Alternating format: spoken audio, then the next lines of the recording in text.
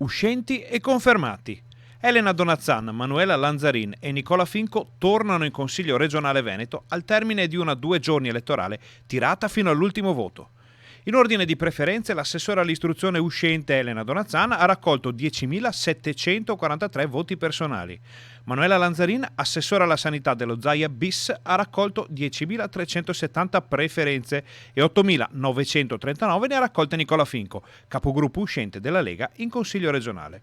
I tre hanno staccato di diritto un biglietto per Palazzo Ferrofini, anche se tutti accarezzano di certo l'idea di un assessorato. Confermato o di nuova nomina, lo sa solo Zaia. Alla tornata elettorale hanno partecipato però altri volti noti della politica bassanese, come quello di Lucia Fincato, capogruppo di Impegno per Bassano in Consiglio Comunale e candidata con il Partito dei Veneti. Per lei 147 preferenze personali.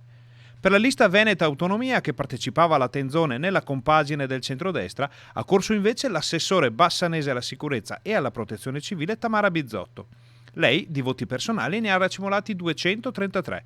C'era anche per Paolo Longo, giovane volto emergente della politica locale, che si è messo in gioco nelle liste di Forza Italia per supportare la coalizione di Luca Zaia e che ha raccolto 207 voti.